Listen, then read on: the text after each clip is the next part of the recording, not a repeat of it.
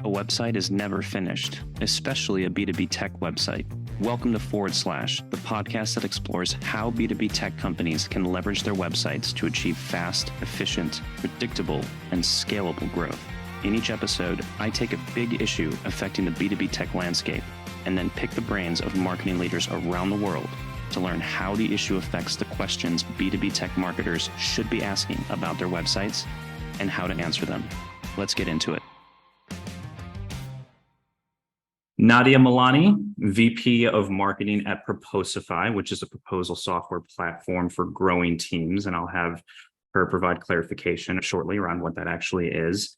She's also a founding member of RevRoom, which is a private community for high growth go-to-market leaders, as well as marketingops.com, which is a community for marketing operation pros.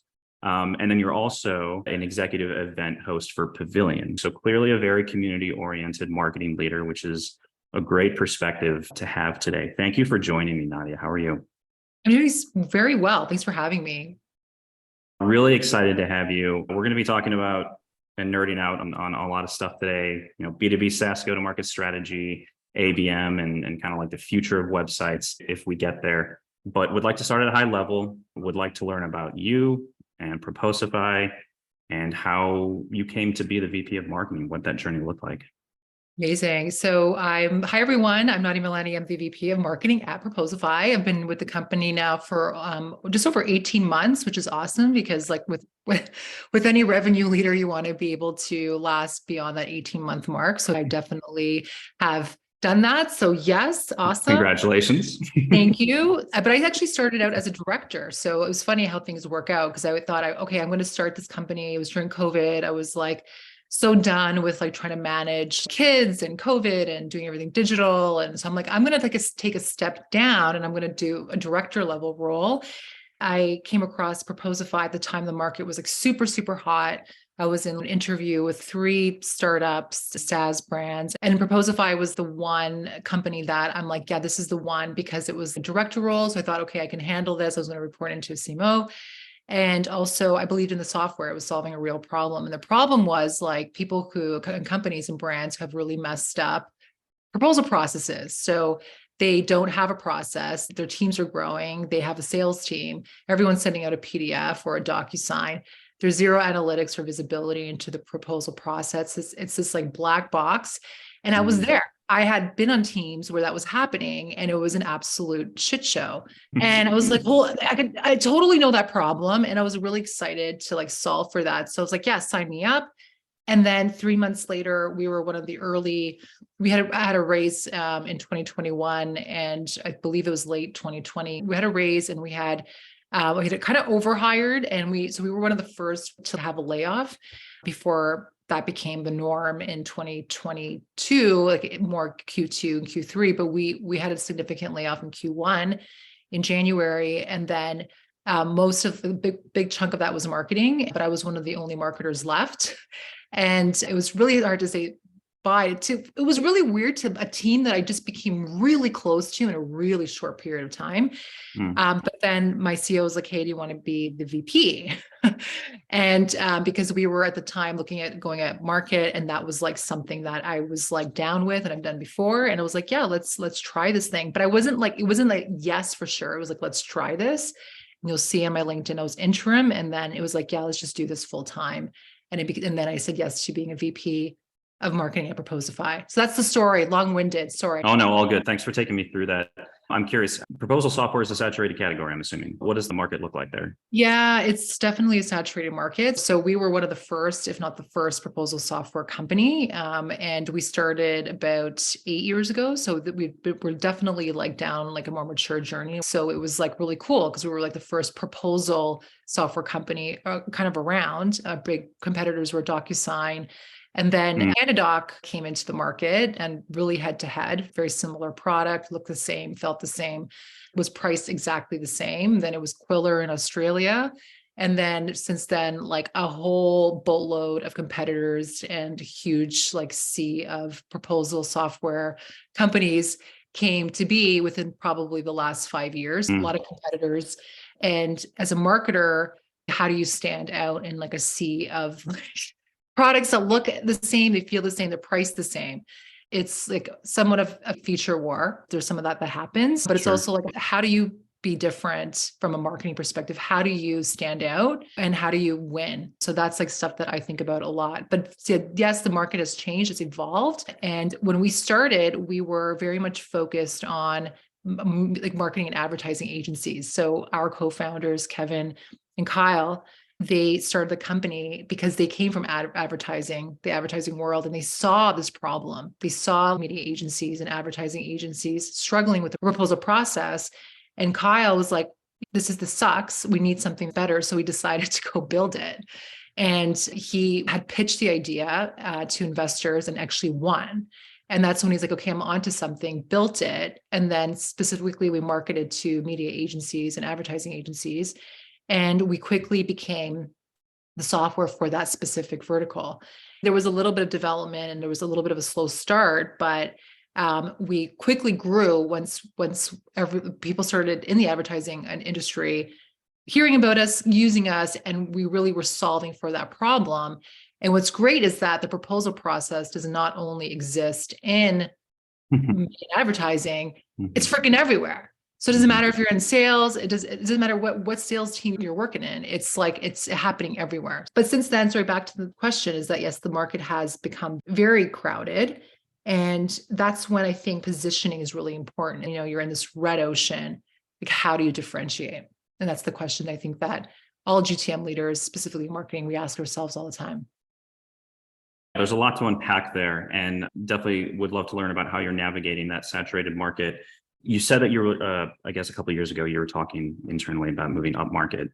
Curious about what motions you're using all together right now, what combination. There's obviously a sales-led, there's a product-led motion as well. Would you consider yourself marketing-led? So it was great because I was at an event, an in-person event last week, and it was good because it was actually Sangram Bajre, who's past CEO of Terminus, and it was kind of cool because it was in Toronto. I'm from Toronto, and we talked a lot about like GTM motions. And one of the things is like, which was validating for me because you kind of try, test new things, and you're hoping that you're right for the most part. But what was validating in that is that it's good to have more than one GTM motion. Like, and that was actually very refreshing because I think sometimes what happens is we get caught up in that we should have one GTM motion and it has to work. And that's what I think as a leader can really stress you out because it's like we got one shot and we got to make this work. But it was validating to hear from not only the GTM partner team, but like from just peers in SaaS, is that like it's cool to have more than one, and it's actually probably better to have more than one because one may not work. Markets are constantly shifting.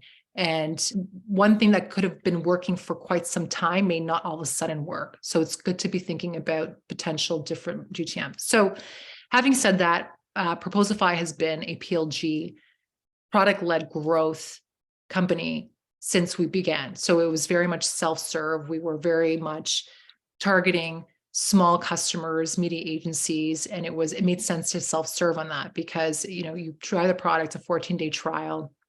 You see the value, you're like, oh, this is amazing. You get metrics and you self-serve on that. And that was pretty much the model for almost 8 years.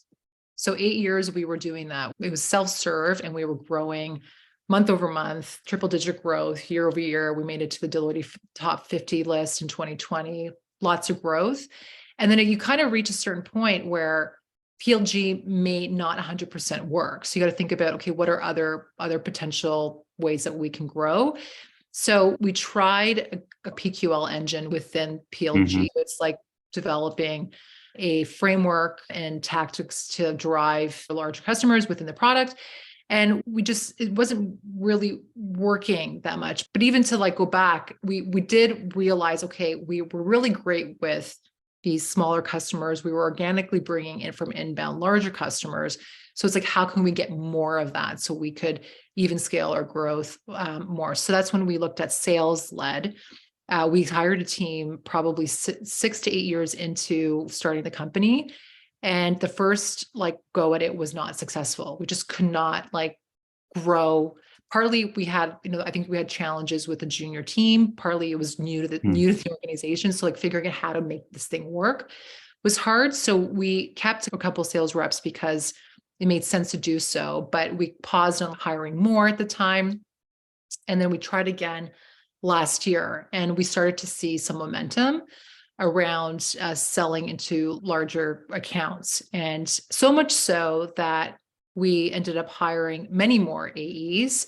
So I would say PLG and SLG is where we are right now. We have kind of both motions that go. And you can kind of like argue we're also marketing led in some ways because we built this like self-serve motion.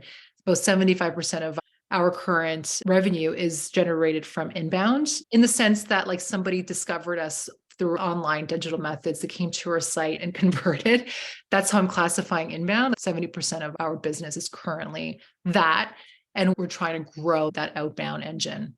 That's a long-winded answer. I'm so sorry. I did it again.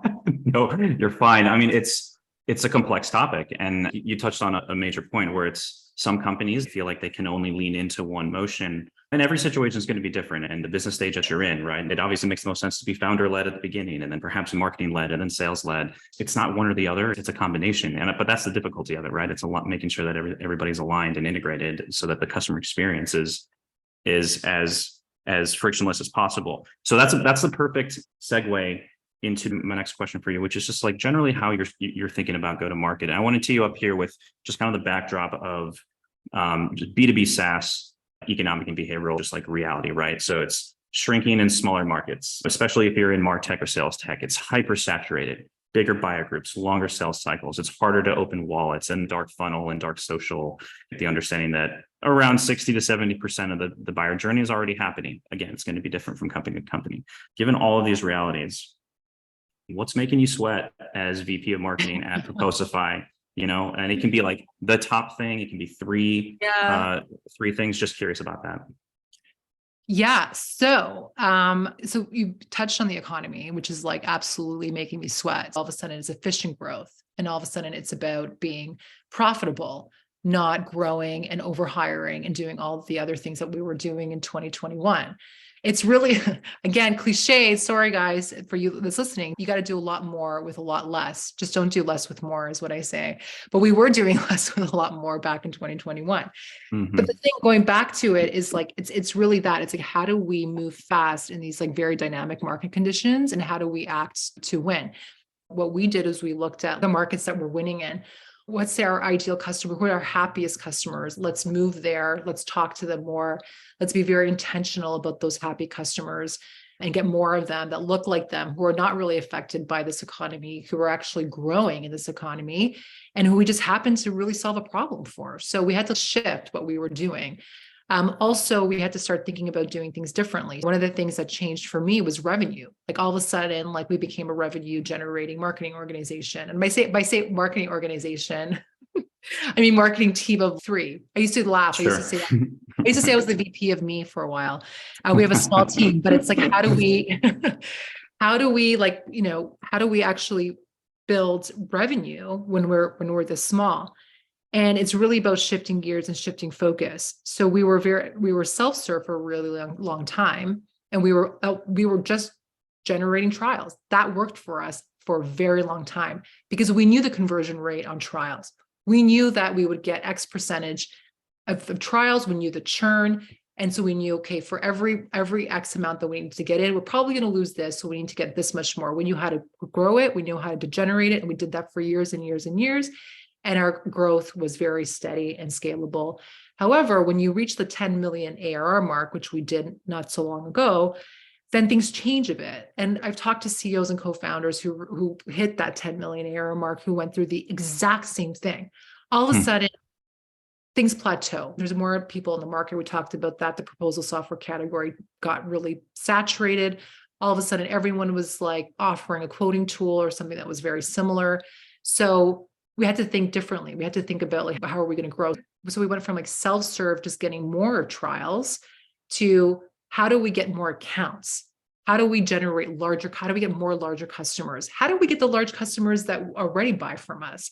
How do we get more of them intentionally? We overhauled our website. We overhauled our content strategy. One of the things that a lot of marketers don't think about, which is really important, is like you have the people who you know are like probably having proposal software issues. They know they have a problem. The market that's hardest to capture is those that have a problem that just don't know yet. They don't know that they have a problem. And there's a huge, huge bucket of those people that you need to capture. We thought about that. And how do we go above and beyond on that brand awareness so we can capture some of those people as well? Going back to the initial question, is the market dynamics absolutely make me sweat?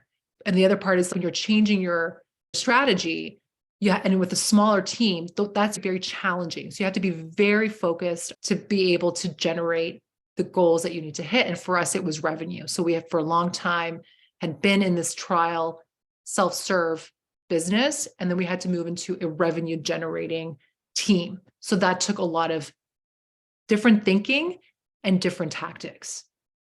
So we're sliding into another area. You're talking about a better appreciation of the customer, right? Customer marketing. It's more than just acquisition these days. It's, if we want to use it, the 80-20 rule, right? Most of your revenue is going to be coming from 20% of your customer base. We're talking about ABM here, ABX, whatever you want to call it. It's not just breaking into account, it's how can we expand upon it? And there's a lot of talk about ABM now. And I think we get it as marketers. It's just good marketing, right? It's just kind of like going back to fundamentals. I'd like to learn about your experience going up market, the lessons that you're learning. I know this is more of a new motion for you. You're kind of iterating on this, but would like to learn about your experience in ABM right now. What have you done? Where are you now? And what kind of lessons have you learned in between? Yeah, absolutely. Just to summarize, we were very much a self-serve company, PLG. We added sales professionals like 2-ish years ago. Didn't really work. Again, a year ago, we started again and we started to see some success until the economy changed. And we're like, I don't know what's happening here. So then we looked at in Q4, what are our happiest customers? And then we actually shifted verticals a bit. So I'm not going to tell you, get into details which vertical just for like strategic reasons. Sure. But there's this particular vertical that's in this large customer segment that is really happy. And they talk about us all the time. They refer us. They expand with us, longtime customers. So we're like, let's talk to those people. And some of these customers are like 50K ACV. Some of them are like, we had one that closed that was 65,000 ARR. They're big and we want more of them naturally. How do we do that? ABM just makes a lot of sense because they kind of, it fits all the kind of the criteria. One is that it's this particular vertical, it's a market in itself. They talk differently. They do things a little bit differently. They have different buyers. They were new. So there was like this huge, like just potential market opportunity for us, addressable market that we could tap into. So we're like, account-based totally works for this. We had tried account-based and I wasn't here at the time when we launched it, but it was for SMB and it just wasn't as effective because we were trying more one-to-many versus one-to-few.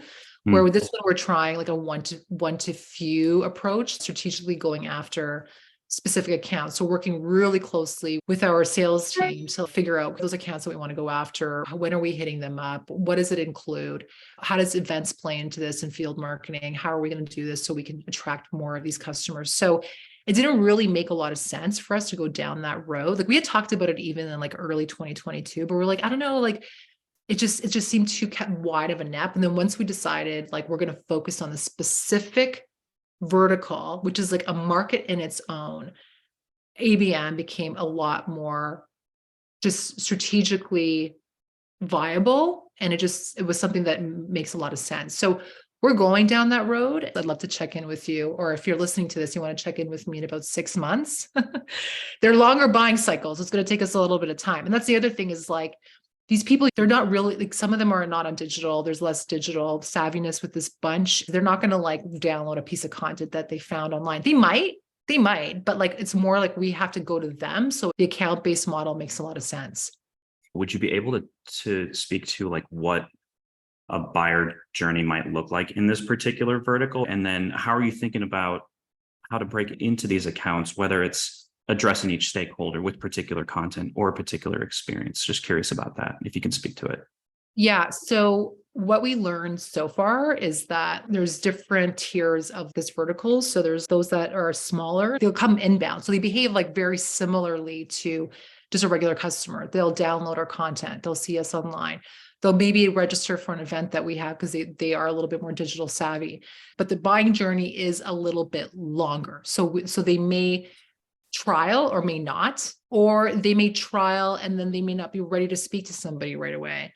So this is why this is an interesting vertical, because we know some stuff about them, but we don't know a lot about them. So a part of this exercise and test will be very much like mapping what that is. How does this look like? Can we optimize the touch points that are very much relevant to this vertical? So if they're like specifically somebody that, or a particular buyer that loves customized events, then we're going to definitely do more of that. So we're actually like this year going to be, for the first time since COVID, and I don't think we've done this as a company at Proposify, we're going to be having these very selected custom events because we think that this is what they like. And so far the turnout right now for the first event is good. So we're hoping like that, so it's about really understanding that and learning more about it. So we don't have like a typical buyer path right now that we understand. Sure. We're like, let's duplicate that like right now. But a part of it is learning that. And what I'll say is this is like, sometimes we want definitive answers of like exactly what this buyer will do. But I'll tell you this, Adam, is that every buyer, no matter what vertical, is always a little bit different. So this is the other thing so even though like they typically will, come in through a demo and then they take longer, or they, will consume content for like 6 months and then they'll come to our site. And that whatever, it's always a little bit different. So I know as marketers, we want this sure thing of like, this is exactly what will happen with this particular buyer. But I've been doing marketing now. I've been a marketer for, I don't know, a while. It's been like, I don't know, freaking 15, 20 years. I don't know if it's been 20 years yet, but something like that. And, it's like you can never fully map it out, but I know we try, and there's a whole bunch of tools that'll help you do it and you can understand. But I always find that like going in the weeds too much will also get like, you'll get lost in it. So that's the other thing is like, if you try to like figure out the exact buyer journey of this particular buying persona, so you can go down that path and then it's like, is it worth like figuring out the exact attribution of that particular buyer and the buyer path? So instead of just keep going, try and test, just keep testing and keep moving forward. The ability to zoom in and zoom out without zooming in too much or zooming out too much, right? It's kind of the middle ground. So you kind of get the, I love that. Yeah. Yeah, I love that. I haven't heard that in a while. And you know what? It's such a good, I'm putting it on my I have sticky notes. I'm putting it on my sticky note. Zoom in Awesome. and you don't do too much of either. I totally. Well, and kind of related to that, I'm curious because as you said, as marketers and as marketing leaders and the people that we report to, they want us to move quickly. They want that ROI. They want to have some kind of understanding that there's progress. ABM takes a long time, right? Depending on who you talk to, this can be a 1 year, 2 year, 3 year process of breaking into an account, especially if it's a really big one. How do you have that conversation with leadership? There's got to be patience to build that runway. And what does that conversation look like? If it's like, we may not be seeing ROI for another 18 months. Okay, cool. That's going to be easy to nix if I'm the CEO and be like, no, we got to move. We got to look somewhere else. Yeah, that's a harder conversation. Yes. So enterprise accounts will definitely have like those 18-month buyer cycles, buying cycles. I find that currently the longest buyer, so we're typically like, because we're SMB SaaS primarily, we're like 30, 45 days, like max. So that's usually where we are with SMB. And then we've noticed that with these larger customers, we go up to like 3 months, but it hasn't extended to like that 18-month period. As we get into like complex or multi-location deals, like those might take much longer. It's a little bit of forecasting. It's understanding like the potential revenue opportunity. It's showing the current ability to bring in some of those large accounts. So there's some confidence that there's some momentum in that area, but also forecasting what that could be. So this is like the potential revenue, whatever it is. So if it's like, if we're forecasting $3 million in this new business ARR, this is what it's going to cost us. So you map it out based on what you understand your unit economics to be. Plan out like, larger, like it's going to cost you probably more. It's going to be more expensive. It's not going to be digital like PPC. Although arguably that's, Google is really expensive right now. So we noticed that our branded keywords, we were like, could we afford this anymore? I don't even know. So yeah, so I think it's to show the business, like what is the actual, like, how does this look like from a business perspective? How much is this going to cost? And once you show the numbers, and do some of that, I think it's easier for me to say yes to it. Like if somebody on my team is like, hey, this is the opportunity. This is how much we can get. This is how we're going to do it. These are the main channels that we need to like go after. This is like, we need like one AE on this. It's going to cost us this much, but this is the potential revenue and payback. Then yeah, like let's go for it. But I know it's harder when it's 18 months, then it's a little tough. Right. I haven't actually had to like make that business case for the 18-month cycle. So might be another guest to tell you the math, to tell you how they did it. That was perfect. No, thanks for taking me through that. Yeah, every product's gonna be a little bit different. Kind of slide into the last segment here. This is a little bit of a exploratory theoretical question. I would like to talk about the website and the role that it plays with customer marketing, or just like the entire buyer journey and customer journey, what have you. Given what you've learned in your ABM motion and what you're currently doing, how have you thought about how the website can help? And this is a content marketing question as much as like a website structure question.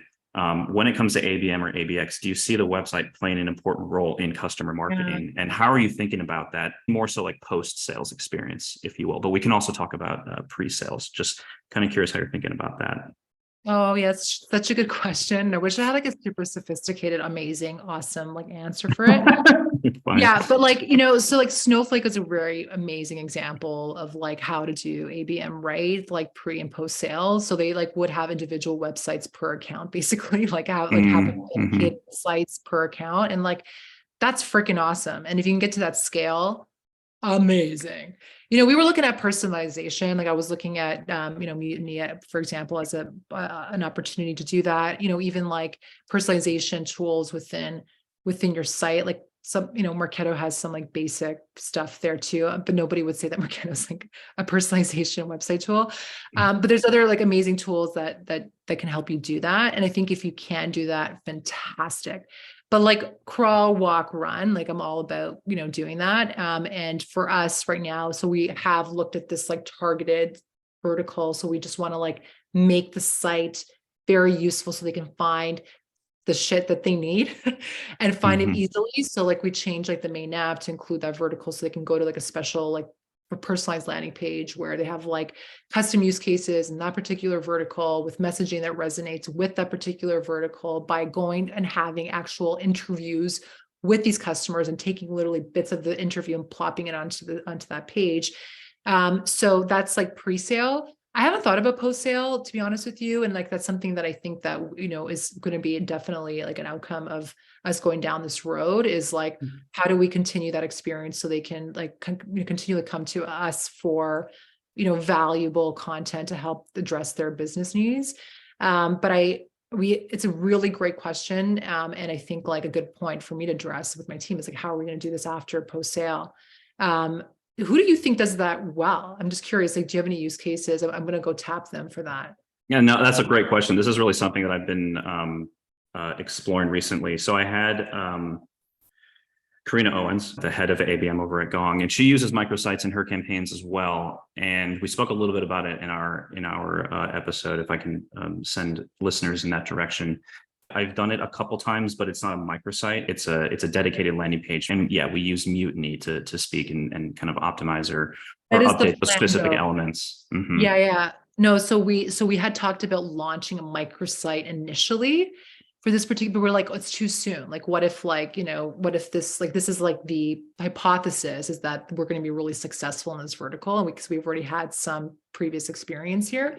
but like we haven't, so I think that would be the next step for sure, is like, okay, so we have this like awesome landing page, build it from there. And how do we create like its actual like experience for this particular vertical? Because it's so, number one, underserved. Number two, like they have specific needs and it's different from all the other customers that we have, specifically our small and tiny. So it's like our regular site, they probably wouldn't find much value out of it. So I can absolutely, I think a microsite would definitely be something that they would need. And that's how that the site experience could deliver some extra value for that particular, the customer.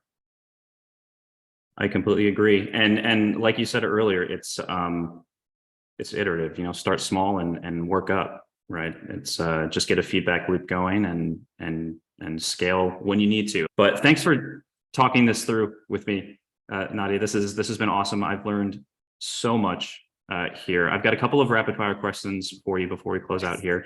My favorite. It's funny. These actually turn out to be sometimes like longer discussions, actually, which is kind of funny. But the first one I have for you, this is one I've been just recently been asking. What's something about you that makes you successful that you can't find on your LinkedIn? Yeah. So successful is like, honestly, fitness. I know it sounds like a boring answer, but like I run and I work out. And if I didn't do that, I wouldn't be able to do anything. It's absolutely part of my routine. Like every day, 30 minutes, have to do it. And that completely helps me be a better thinker, a clearer thinker. I have more energy for myself and for everyone that needs me in my life, including myself. I love it. What do you wish more B2B SaaS marketers would do more of? I wish they would post more and share their experiences. I think that like it was, okay, this is horrible. And I sound like an asshole for saying this, but somebody asked me the other day, and I think you did too, is like, who do you follow B2B, like SaaS marketers? Like, who do you follow today? And I couldn't think of many like B2B SaaS marketers that are really doing something different and fresh and like are killing it right now. And like, that's terrible to say. I mean, I have a few on the list, but like, those who are really doing something different and standing out, I just felt like there wasn't enough. Like there's a lot of sellers who do this. Sellers are amazing at this. Consultants are amazing at this, but the actual B2B SaaS marketers who are currently working under hire as like an actual marketer for that company, there's not many that will share their insights publicly. And I wish there was more of that. I find that it's the marketers that don't post a lot on LinkedIn that are the really brilliant ones that need to start posting. So I'm completely with you. Totally. Like most of the most brilliant B2B SaaS marketers I know have hardly any like LinkedIn presence. Like they don't post. They just don't spend their time there. And that's okay, but I just wish they would share more so we can all learn from them. I'm completely with you. I love the whole build in public movement that's starting to happen. Last question for you. What's the best way for listeners to get in touch with you? I'm assuming right on LinkedIn, right? Just right on LinkedIn. That's where I spend most of my time. I was kind of on Twitter, but like, I don't know, maybe I'll come back to it one day. I'm not sure, but like LinkedIn's the best way to find me for sure. There you have it, folks. Thanks, Nadia. Hopefully this is the last conversation. Again, this has been so useful. Thanks for your support. This is a new podcast. We're all kind of just like jumping in here and learning. So appreciate you being willing to come on and talk this stuff through with me. Thanks so much for having me, Adam. This has been awesome.